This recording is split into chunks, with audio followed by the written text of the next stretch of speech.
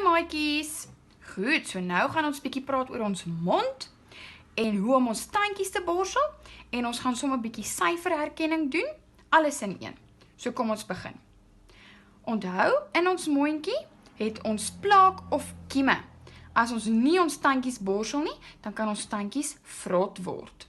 So ons gaan nou kieme in ons mondjie teken. So kom ons teken bietjie plaak op ons tandjies. So kom ons begin daar. Ons teken sommer 'n gogga daar. Daar. Daar enetjie. En daar. En sommer ene daar. Goed, nou het ons plaak in ons mond, nê? So kom ons stel hoeveel goggas is daar.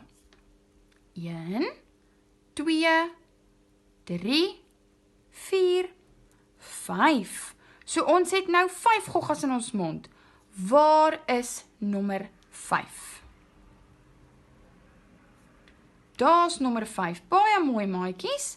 Goed, nou gaan jy jou tandeborsel vat en jy gaan al daai goggas wegborsel. Nou, hoe moet ons tandjies borsel?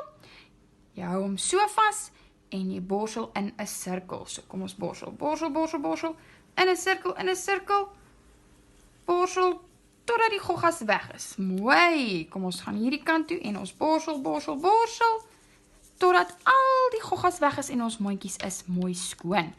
Goed, kom ons doen 'n laaste ene. Kom ons teken weer goggas.